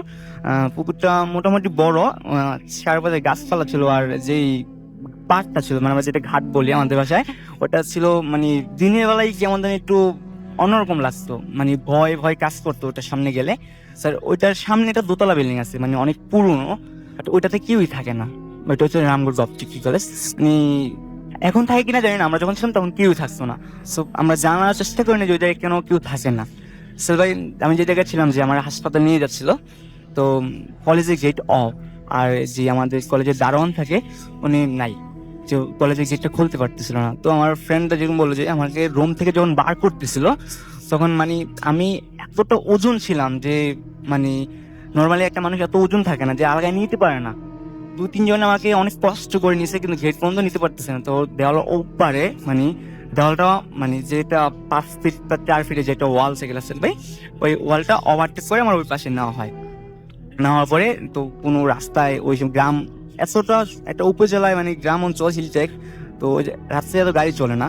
তো একজন যে ফোন দিয়ে আনা হয়েছিল অটো, তো ওর মানে আমি বলে রাখি যে অটোটা একদম নতুন ছিল, আর ফুল চার্জ ছিল অটোতে, মানে একদম ফুল চার্জ। আমরা মূল ঘটনাটা শুনি জি। যে একদম ফুল চার্জ ছিল। তো আমাকে যখন অটোতে তুলছে রাসেল ভাই, তখন মানে অটোটা মানে যে বললো যে অটোটা প্রচুর ওজন হয়ে গেছে, মানে ধরেন একটা অটো যতটুকু ধারণ ক্ষমতা আছে তারও বেশি, যে এটা অটো ওয়েট নিতে পারতেছে না, চলতেছে না। এটা কি আপনাকে অটো যিনি চালাচ্ছেন তিনি বলেছেন? হ্যাঁ, চিনি বলছেন, আমার ফ্রেন্ড আমাদের পরে জানাচ্ছে। আমি তখন কিছু বলতে পারতেছি না কি করছি, বা মানে আমি বলতে পারি না যে কি সময়। এটা আমার ফ্রেন্ড কালেক্ট করে দিছে আমাকে যে তোর সাথে এটা ঘটছিল। তো আমার ফ্রেন্ড বললো যে তোরা কয়েকদিন নামা, যে অটো চলতেছে না। তো আমি আর আমার দুটো ফ্রেন্ড আমাকে ধরে হাসপাতালে নিয়ে গেছে, কিন্তু অটোটা চলছিল খুব আস্তে। তো অটোওয়ালা ভাই বললো যে এত স্লো চলতেছে কেন। তো আমার হসপিটাল নিয়ে যায়। হসপিটাল নিয়ে যাওয়ার পরে সবচেয়ে রহস্যময় ঘটনা ভাই হসপিটালে ঘটছে, যে আমাকে যখন হসপিটাল নিয়ে গেল, তখন আমার ফ্রেন্ডরা বললো যে অন্য সময় দেখুন হসপিটাল যেমন হয়, তুই যাওয়ার পর হসপিটাল ঠিক তার ডিফারেন্ট, অনেক ঠান্ডা নিরবতি এরকম হয়ে যায়। তখন তোর হসপিটালে, তারপরে কি হয়েছিল? হসপিটালে কি হয়েছিল? হসপিটালে হচ্ছে আমার যখন নেওয়া হয়, যে ডাক্তার, আমি অনেক চিল্লাচিল্লি করতেছি, ফালাফালি করতেছি যে আমার ইঞ্জেকশন দিবে। তো ডাক্তার নিয়ে আসলে, ডাক্তার মানে ইঞ্জেকশন দিতে ওরা রাজি না, মানে ওরা পারতেছে না যে আমাকে ধরবে, যে এরকম করবে। তো একজন ওই জায়গায় একটা মানে হুজুর, মানে ইমাম সাহেবের, মানে উনি অসুস্থ। তো ওনার বউ ছিল, ওনার বউ দেখে মানে বিষয়টা বুঝতে পারছে যে এই জায়গায় কোনো প্রবলেম বা প্যারানর্মাল কিছু। তো উনি আসছে আগায়া, আসার পরে আসার ভাই ওই জায়গায় আমাকে মানে যেরকম বললো যে আমার কাছে যখন আসছে ওই মানে মহিলাটা, তখন আমি ওর দিকে এমন একটা ভাবে তাকাইছিলাম যে এগুলো সবই তো আপনার বন্ধুরা বলেছে। হ্যাঁ, হসপিটালে যাওয়ার পরে ওই মহিলার পরে তারপর আপনার সাথে কি হয়েছিল আসলে? জি, যে আমার সাথে হয়েছিল বলতে আমি তো তখন বলতে পারতাম, আমি তো কি করছি সেটা আমি বলতে পারতেছি না, কিন্তু আমার ফ্রেন্ডরা বলছে যে আমি কি করছিলাম ওই সময়। আচ্ছা, ওখান থেকে কি আপনি বের হয়ে আসছিলেন সুস্থ হয়ে হ্যাঁ, হসপিটাল থেকে? কিভাবে সুস্থ হয়েছিলেন? সুস্থ হয়েছে বলছে ট্রিটমেন্ট নিয়ে? ট্রিটমেন্ট দিয়ে মানে বলতে পারি না, যে রাত্রে যে ঘটনা ঘটছে, যে আপনি কি হসপিটালে স্টে করেছেন? মানে আপনার কথা কিন্তু অনেকটাই বোঝা যাচ্ছে না বলে আমি জিজ্ঞেস করছি। আপনি কি হসপিটালে ওই দিন রাতে ছিলেন? হ্যাঁ, ওই দিন রাতে পুরোটা হসপিটাল, তারপর আপনি ট্রিটমেন্ট নিয়েছেন, হ্যাঁ, এবং ট্রিটমেন্ট নিয়ে পরের দিন সুস্থ হয়ে বাসায় ফিরে যান। বাসায় ফিরেছিলাম। থ্যাংক ইউ সো মাচ, আপনাদেরকে অনেক ধন্যবাদ। আমি দেখতে পাচ্ছি আমাদের একটা অডিও ক্লিপ রয়েছে, এবং আজকে যেহেতু ফ্রাইডে 13, এই অডিও ক্লিপটার লেন্থ হচ্ছে 13 মিনিটস। মানে খুবই আশ্চর্যজনক ভাবে আমরা সেটা শুনবো, এবং আশা করছি আপনাদের এটা ভালো লাগবে। চলুন শুনে আসি। Stay tuned with food career FM and do foodie.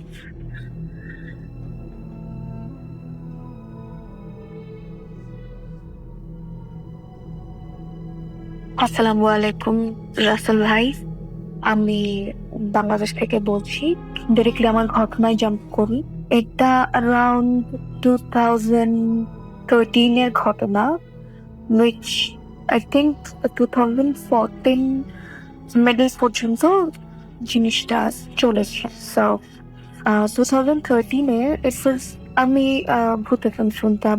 দেন আমার আম্মু আমার সাথে শুনতো, বিকজ একটা এপিসোড আম্মুকে শোনানোর পরে সে সারা লাইসেন দ্য শো। সো আম্মু আমাকে নিয়ে আমরা দুজন একসাথে শুনতাম। তারপর রাতে এরকমের শোনার পরে আমি আমার রুমে গিয়ে ঘুমাইতাম না, আমার আব্বু আমার রুমে ঘুমাতো, আমি আর আম্মু একসাথে ঘুমাতাম।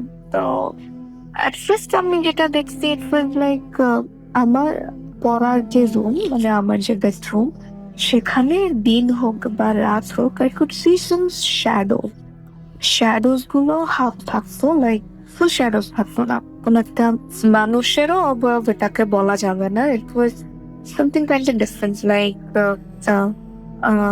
টুপি পরা কেউ, and that wasn't the normal টুপি, ইট ওয়াজ কাইন্ড অফ একটু বোরকা টাইপের ড্রেস, বাট ওটার সাথে হচ্ছে টুপিটা অ্যাটাচ লাইক হুডি।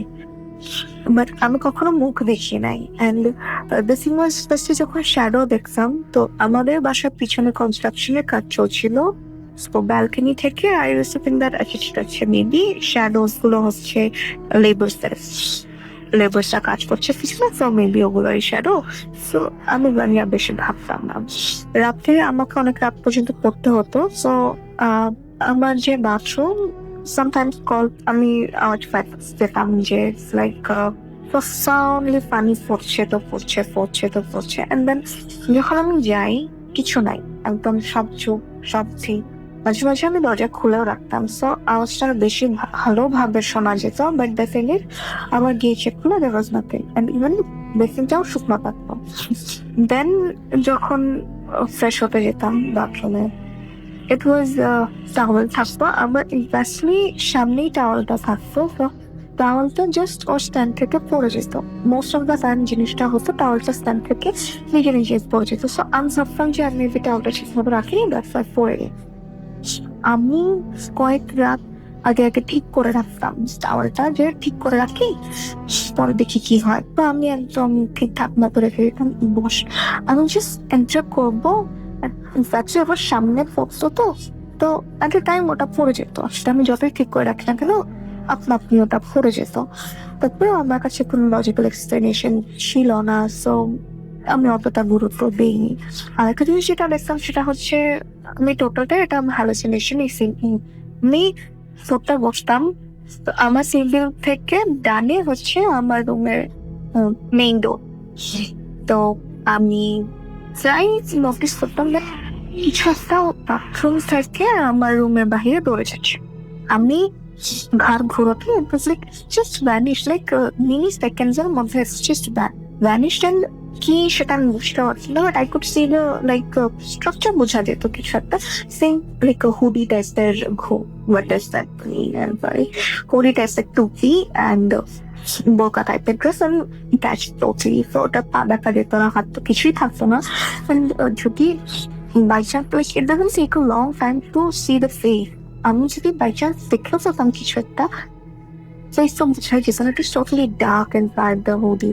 আমি কখনো চেহারাই দেখতে পারিনি বার, অ্যান্ড এত ফাস্ট হতো ফার্স্ট কিছু। I used to think that it's হ্যালুসিনেশনস।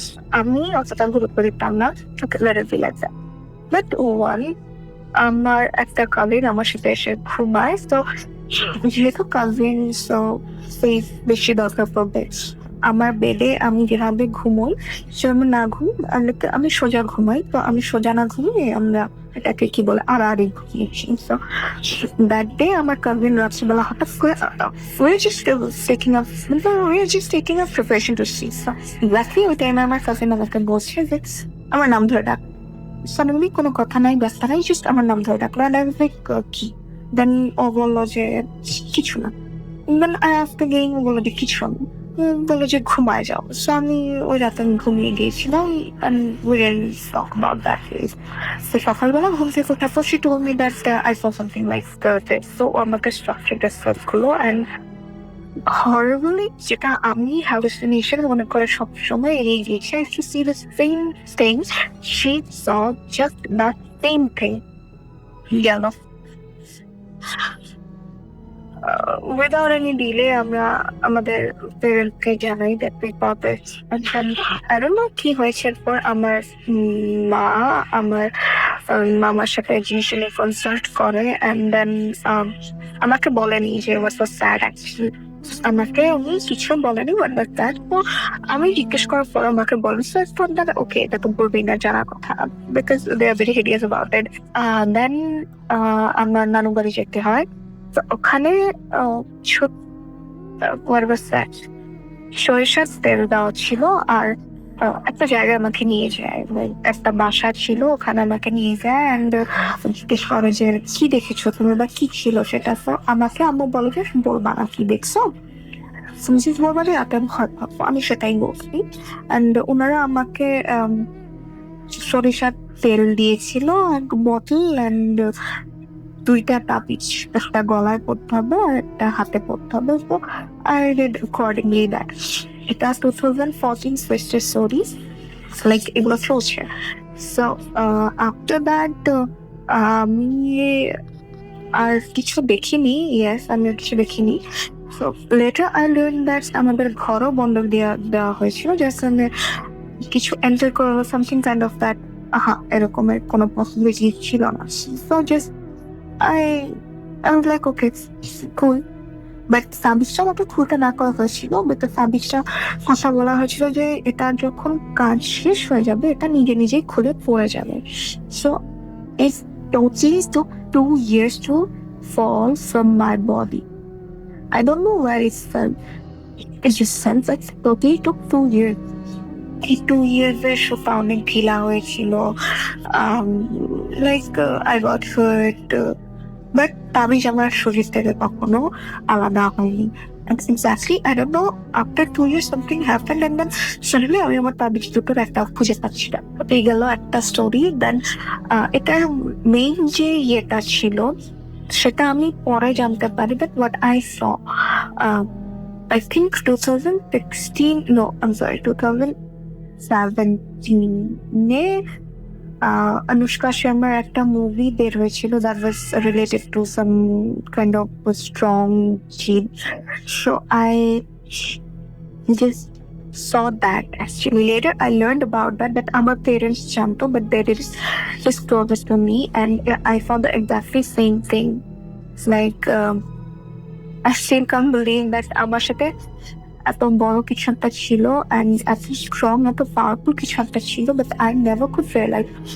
One more thing I'd like to say that যখনই আমি শ্যাডোটা অফেন দেখতাম না, আমার সাথে অ্যাক্টিভিটি গুলো অফেন হতো বাট শ্যাডোসটা আপনি কম দেখতাম, like not always, but I used to see it sometimes. তো যখন আমি দেখতাম আইদার আমার রেজাল্ট ড্রপ হতো অথবা আমার লাইফে কোনো পার্সোনাল প্রবলেম হতো অথবা এনিথিং, লাইক কোনো না কোনো একটা প্রবলেম আমার লাইফে হবে, whenever I used to see that, like আমি এটা বুঝতে পারতাম and whenever I used to see that shadow I used to think, oh God, কালকে তাহলে আমার সাথে কিছু একটা খারাপ হবে, but everything then changed and সব ঠিক হয়ে গিয়েছে আল্লাহর রহমতে। So till now I didn't find anything like that. এটা ছিল আমার একটা story. Another story I'd like to say that I have a lot of story actually, so একটু করে বলছি কিছু। আমাদের একটা কাজের মেয়ে ছিল, ছোট মানুষ ছিল, so she was very sweet before বাবা ছিল না। He died, I don't know how he died, but he died somehow. So মেয়েটা খুব ছোট ছিল and cute ছিল, like she was around 15 or 16 I think, so but she was very cute. So ওর সাথে কিছু একটা থাকতো, এরকম প্যারানর্মাল অ্যাক্টিভিটিস কিছু থাকতো, আমাদেরকে কাউকে বলেনি। So later we found out that yeah, she is somehow possessed and that is not harmful whatever it is, because আমরা ওর অ্যাক্টিভিটিসে বুঝতে পারছি and literally ও যে কিছু কাজ করতো ও জানতো না যে ওগুলা করছে, ও মানে ওর মাথায় থাকতো না যে এগুলো। তো আমি একদিন ওর সাথে একটু বেশি রুড হয়ে গিয়েছিলাম, লাইক ওকে কিছুর জন্য বকা দিয়ে দিয়েছিলাম, I don't remember exactly what, because তখন আমিও অনেক ছোট। তো কি হতো এক্স্যাক্টলি আমরা যে বাসায় থাকতাম এটা হচ্ছে, সরি আমি স্টোরি বললাম, সেটা হচ্ছে অন্য একটা বাসা আর আমি এখন যে স্টোরিটা বলছি সেটা হচ্ছে আরেকটা বাসা। ওই বাসায় এরকম অনেক অ্যাক্টিভিটি, নরমালি আমার ফ্যামিলির প্রত্যেকটা মেম্বার আরো অনেক অ্যাক্টিভিটিস দেখেছে and ওই বাসায় কিছু স্টোরি আছে, সো আমি সেটা একদিন বলবো।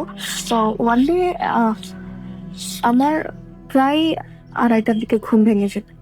এভরিডে নিয়ার অ্যাবাউট 2:30 থেকে 3টা আমার ঘুম ভাঙতো। I had to go to the washroom. So আমি ও আমার পাশেই ঘুমাতো, লাইক আমি উপরে আর নিচে, তো এভাবে ঘুমাতো বিকজ আমি ভয় পাইতাম। কেউ দেখে টুকটা হতো আমার। আমি প্রতিদিন ওকে ডাকতাম যে উঠো, আমি ওয়াশরুমে যাবো। সো আমি ওকে ডাকতাম, ও উঠতো। সো এরকম 10-15 দিন হয়েছে, বাট আমার সেম টাইমে আমাকে ওয়াশরুমে যেতে হতো। I don't know why. Then one day আমি উঠলাম 2:30টার দিকে, সো ওকে ডাকার জন্য আমি ওর দিকে জাস্ট উঠে বসেছি, ওকে দেখে নিয়ে আসবো। Then I just saw that আমার রুম থেকে আমি যেখানে ঘুমাতাম সেখান থেকে আমাদের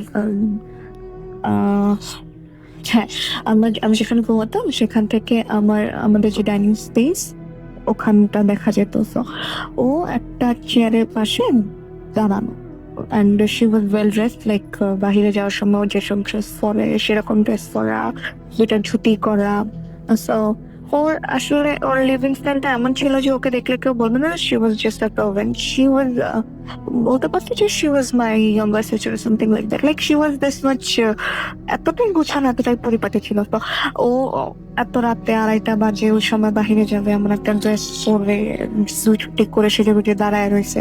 so I was like something is fishy, যে ও কেন আসলে ওভাবে এক্স্যাক্টলি আমার দিকেই তাকিয়ে রয়েছে।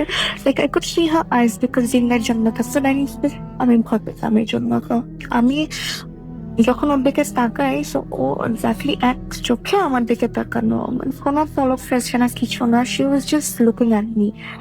আমি খুবই ভয় পাই, অ্যান্ড সামথিং ওয়াজ স্পেশাল, বুঝতে পারছি না মানে why she is looking at me. সেটাও যেটা আমি তো জানতাম শি ইজ পজেসড, তো আমার মাথায় কিছু আসছিল না ওকে মেবি ওকে পজেস করা হয়েছে, বাট আমি কি দেখছি সেটা আমি তখনও বুঝি নাই। দেন আমি জাস্ট চেক করার জন্য যে ওই কি ওটা, এই জন্য নিচে তাকায় আর দেখি যে she was just sleeping, like okay যদি 10 জন ডেকেও তুলে তারপরে ওকে কেউ উঠাইতে পারবে না, এতটা ডিপ স্লিপেও ছিল। অ্যান্ড ওর এক্স্যাক্টলি রাতে যেটা পরে ঘুমায় ওটা পরেই ঘুমানো, তাহলে ওটাকে আবার তোকে যে আমি ওই রাতে এসি ছাড়া ছিল, আমি অলরেডি পেটিং, তো কাঁথা মুড়ি দিয়ে আমি ওই রাস্তা কোনো রকম পার করার ট্রাই করছি। সকালে ওঠার পরে আমি বাসায় সবকিছু বললাম, there was nothing they could do actually. তাদের শুনলো, কিছু বলে নাই। এটা ছিল একটা স্টোরি। আপাতত আজকে আমি এই 2টা স্টোরি বলবো, বাকি স্টোরিগুলো আমি পরে শেয়ার করবো। থ্যাংক ইউ, অ্যান্ড প্লিজ আমি চাই আমার আইডেন্টিটি ডিসক্লোজ থাকুক।